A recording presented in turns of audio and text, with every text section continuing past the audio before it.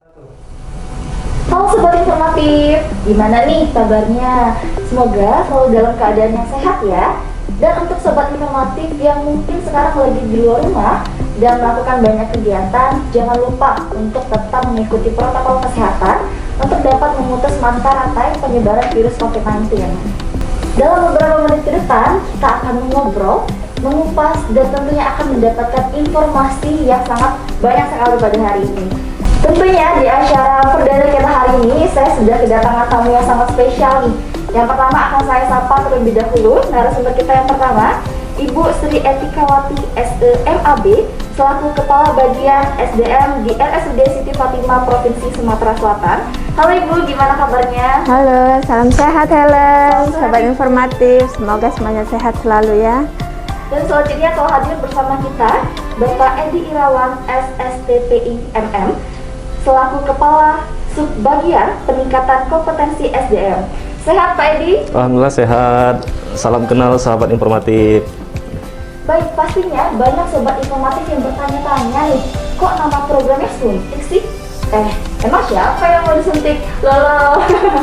Nah, jadi teman-teman, suntik itu merupakan singkatan dari sosialisasi untuk tahu informasi kediklatan.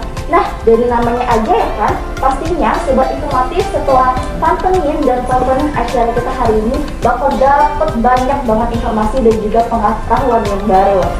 Dan langsung aja kita mulai. Yang pertama saya akan mulai ke Ibu Sri Etikawati terlebih dahulu nih.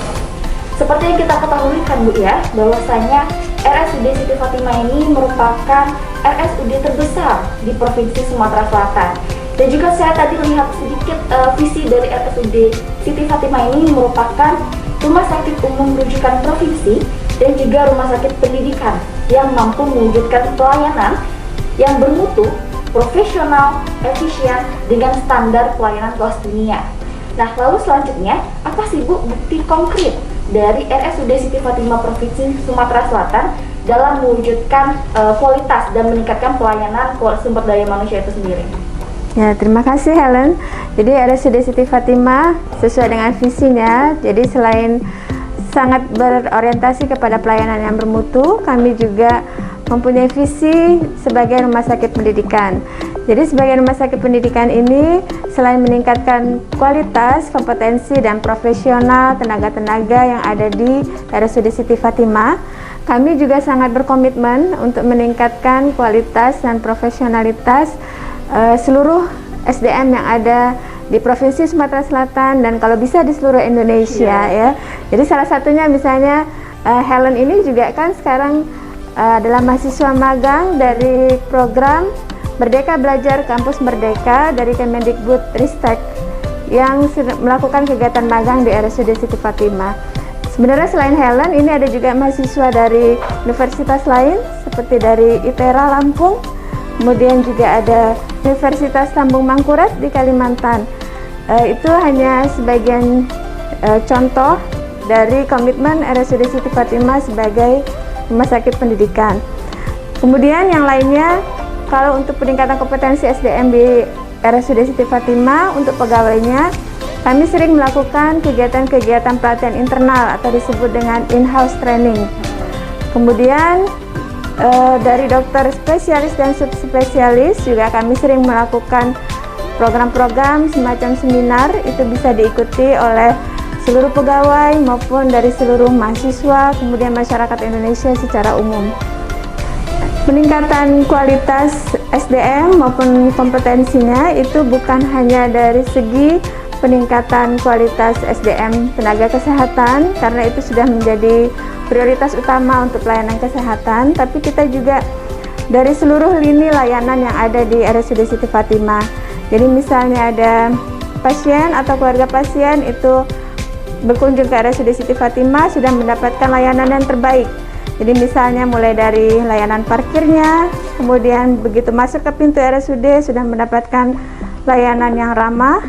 Begitu masuk ke pendaftaran juga dilayani dengan layanan yang cepat, kemudian ramah, sampai misalnya nanti pasien atau keluarga pasien mengambil obat, kemudian sampai dia mau keluar dari rumah sakit juga mendapatkan layanan misalnya pembayaran yang mudah dan cepat.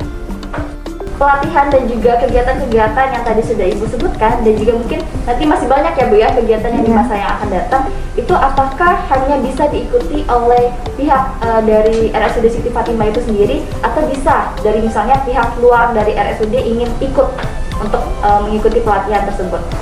Bisa saja. Jadi RSUD Siti Fatimah tadi selain melakukan kegiatan-kegiatan pelatihan untuk SDM di rumah sakit sendiri, kita juga mempunyai beberapa kegiatan yang dapat diikuti oleh sobat-sobat informatif sekalian. Jadi misalnya mahasiswa itu kami persilahkan kalau misalnya membutuhkan kegiatan penelitian atau misalnya mengumpulkan data untuk keperluan skripsi atau tesis misalnya, kami juga menerima. Kemudian untuk mahasiswa-mahasiswa lain yang untuk misalnya magang atau praktek klinik, juga kami sangat terbuka untuk menerima sobat-sobat informatif di luar RSUD. Apakah nanti kemudian pelatihan yang diberikan oleh RSUD Siti Fatimah itu sendiri telah memiliki akreditasinya, Bu? Ya, jadi akreditasi ini juga adalah tantangan ke depan dari SDM dan instalasi diklat dan penelitian. Kedepannya kami juga berkomitmen bahwa setiap pelatihan yang kami lakukan ini akan terakreditasi, karena pelatihan itu harus memenuhi syarat-syarat atau standar kompetensi yang khusus. Jadi mulai dari penyelenggaraannya, kemudian narasumbernya atau tenaga pelatihnya, evaluasi penyelenggaraannya, dan lain-lain, semuanya harus terstandar. Dalam proses menjadi institusi diklat yang terakreditasi itu juga ada beberapa syarat yang harus dipenuhi, dan salah satu syaratnya itu adalah menyelenggarakan terlebih dahulu penyelenggaraan diklat yang terakreditasi dengan bekerja sama dengan institusi penyelenggara diklat yang sudah terakreditasi. Jadi ibaratnya kita belajar dulu dalam proses ini. Nah, dalam penyelenggaraan diklat terakreditasi sebagai salah satu syaratnya itu kita harus menyelenggarakan dulu sebanyak 6 kali pelatihan terakreditasi dengan 2 jenis pelatihan dan dalam waktu 2 tahun berturut-turut. Nah, setelah proses itu kita jalani, jadi ibaratnya sambil belajar, kita baru bisa mengajukan syarat sebagai institusi diklat yang terakreditasi. Wah, jadi sobat informatif, kegiatan dan juga pelatihan yang dilaksanakan di RSUD Siti Fatimah Provinsi Sumatera Selatan itu semuanya sudah terakreditasi, dan juga tentunya kualitasnya itu sudah tidak perlu dipertanyakannya lagi. Oke, selanjutnya saya mau ke Pak Edi nih, Pak.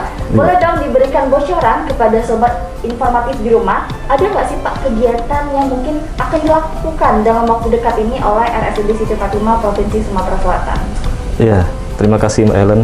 Sesuai dari arahan penjelasan Bu Ika tadi, bahwa untuk menjadi suatu lembaga diklat terakreditasi harus melakukan minimal 2 jenis pelatihan yang terakreditasi. Dalam rangka memenuhi pelatihan terakreditasi, dalam waktu dekat ini kita akan melaksanakan pelatihan TPK. Apa itu TPK? Pelatihan Tenaga Pelatih Kesehatan, di mana pelatihan ini memberikan pengetahuan dan keterampilan kepada peserta untuk menjadi tenaga pelatih atau menjadi fasilitator dan bersertifikat fasilitator yang memiliki kompetensi untuk melatih atau untuk mengajar. Pelatihan TPK ini merupakan pelatihan TOT umum yang bukan secara spesifik. Adapun tujuan dari pelatihan ini yaitu untuk membentuk calon tenaga pelatih khususnya SDM kesehatan untuk menjadi fasilitator yang sesuai dengan kompetensi di bidang kesehatan. Seperti kita ketahui selama ini faktanya bahwa pelatih yang memberi materi pada suatu pelatihan adalah mereka yang benar-benar menguasai keahlian di bidang yang mereka sampaikan. Nah, tapi ini ada catatannya Mbak Helen. Untuk menjadi seorang pelatih itu tidak hanya berbekal pada keahliannya saja. Pelatih juga harus mampu memiliki kemampuan mentransfer keahliannya kepada peserta latih. Nah, jadi dengan menguasai teknik melatih itu akan menentukan kualitas pelatihan yang diberikan gitu Mbak Helen. Jadi bukan hanya seberapa banyak ilmu yang dimiliki ya Pak ya, iya. Bagaimana dia bisa membagikan ilmu Iya. kepada peserta itu nanti. Iya. Nah, Jangan sampai nanti kita tahu bahwa seorang pelatih itu kan dia berbicara sejam 2 jam, dia bisa memang. Tapi apakah pesan yang disampaikan itu bisa diserap oleh audien atau pelatih gitu? Bisa efektif atau Iya, enggak, Pak, bisa ya? efektif atau enggak? Nah, untuk penilaiannya sendiri itu seperti apa, Pak?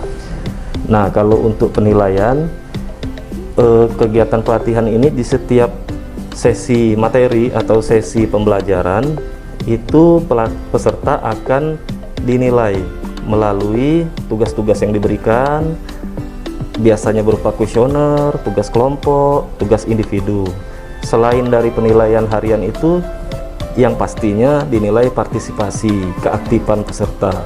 Namun selain itu ada bobot yang lebih penting nih penilaiannya Mbak Helen, bahwa di akhir pelaksanaan pelatihan itu penilaian dilakukan secara komprehensif melalui bagaimana sih cara peserta ini memberikan materi atau micro teaching.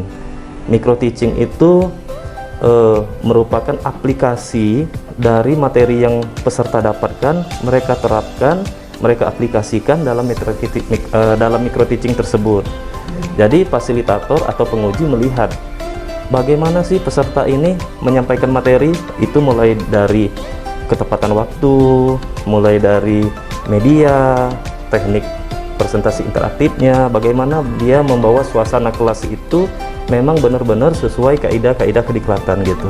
Oke, jadi dalam pelatihan TPK ini peserta tidak hanya mendapatkan teori ya Pak ya, Iya. tapi juga nantinya di akhir peserta akan menerapkan atau secara prakteknya juga Iya. akan turun langsung. Iya, betul. Baik, untuk kompetensinya nih Pak, apa sih kompetensi yang akan dikembangkan selama pelatihan TPK ini? Nah, kalau untuk kompetensi yang akan dikembangkan, peserta itu nanti diharapkan memiliki kemampuan-kemampuan di mana kemampuan tersebut dapat diidentifikasi mulai dari bagaimana peserta mampu memahami proses pembelajaran orang dewasa. Kemudian yang kedua, bagaimana peserta kemampuan dia untuk menyusun rencana pembelajaran. Terus yang ketiga, menganalisa metode pembelajaran. Yang keempat, mampu menganalisa alat dan media apa yang digunakan untuk pembelajaran. Nah, yang paling penting adalah mampu menerapkan presentasi interaktif. Jadi komunikasinya dua arah dari pelatih sama peserta. Dan tak kalah pentingnya adalah evaluasi pembelajaran. Seorang fasilitator atau pelatih, dia harus mampu mengevaluasi pembelajaran itu, karena pada saat evaluasi itulah nanti baru diketahui berhasil tidaknya suatu proses pembelajaran gitu. Tentunya di evaluasi ini juga nantinya agar dapat di kemudian hari pelatihan bisa jadi lebih baik lagi ya Pak? Iya, Dari betul, evaluasi. iya. Dan selanjutnya saya mau ke Ibu Tika lagi nih Bu.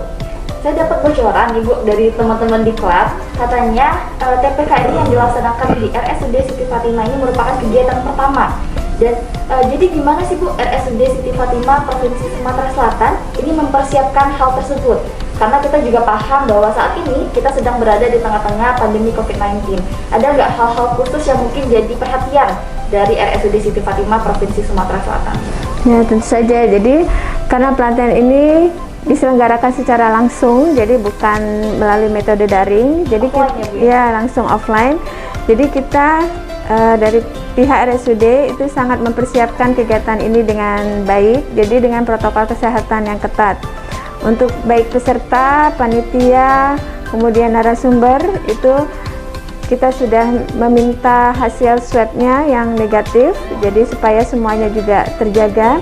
Kemudian di tempat pelatihan kita juga akan mempersiapkan fasilitas seperti cuci tangan, kemudian hand sanitizer, kemudian menghindari untuk berkelompok, jadi tetap menjaga jarak di tempat pelatihan, termasuk dalam penyajian makan minumnya juga kita akan patuhi seluruhnya dengan protokol kesehatan yang sangat ketat. Kemudian untuk peserta dari pelatihan TPK ini sendiri, siapa saja Bu yang bisa mengikuti pelatihan ini, dan apa sih benefit untuk peserta nanti setelah mengikuti pelatihan ini? Untuk peserta itu ada syaratnya, yaitu berpendidikan minimal D3 atau S1, kemudian telah berpengalaman kerja di bidang kesehatan, karena ini judulnya kan tenaga pelatih kesehatan ya. Jadi pengalaman kerja di bidang kesehatan, kemudian berkomitmen untuk mengikuti kegiatan ini secara penuh. supaya mengikuti pelajaran ini dari awal sampai dengan akhir dan evaluasi juga dilaksanakan dengan sebaik-baiknya. Kemudian peserta juga diharapkan ini mendapat penugasan dari pimpinannya. Jadi ini kedepannya supaya bisa dievaluasi juga hasilnya seperti apa. Kemudian peserta ini benefitnya tadi ditanyakan, yang pasti peserta akan memiliki sertifikat ya, sertifikat yang terakreditasi, kemudian sertifikat dari Kementerian Kesehatan RI dengan 41 jam pelajaran. Nah, sertifikat ini dapat digunakan oleh peserta nanti ibaratnya sebagai SIM pengajar untuk di kegiatan-kegiatan pelatihan kesehatan yang lainnya. Oke. Kemudian ini ada pertanyaan nih Pak untuk Pak Edi, yang mungkin ini pertanyaan yang paling ditunggu-tunggu oleh sobat informatif di rumah. Berapa sih Pak biayanya? Iya. Jadi untuk biaya kontribusi pelatihan ini sebesar 5 juta rupiah. Jadi 5 juta itu sudah include semua paket komplit, di mana peserta mendapatkan sertifikat pelatihan terakreditasi dari Kementerian Kesehatan RI, kemudian mendapatkan modul dan peralatan untuk selama proses belajar mengajar. Ya, selain itu juga peserta mendapatkan akomodasi konsumsi berupa lunch, coffee break, and dinner gitu Mbak Helen. Oke, jadi sobat informatif dengan 5 juta aja nih ya, sobat informatif sudah bisa dapat ilmu, dapat pengalaman, dan juga semuanya sudah diakomodasi ya Pak ya. Dan untuk pendaftarannya Pak, itu kapan dibuka dan dilaksanakannya di mana Pak? Untuk pendaftaran rencana kita pelaksanaannya tanggal 11 Oktober sampai 15 Oktober, itu 4 hari materi dan 1 harinya micro teaching. Untuk proses pendaftaran itu nanti sahabat informatif dapat pantau saja kanal-kanal medsos kita melalui YouTube, Instagram, dan Facebook RSUD Siti Fatimah. Nanti tim kreatif kita akan mengupload flyer, di mana dalam flyer itu ada link Google Form-nya.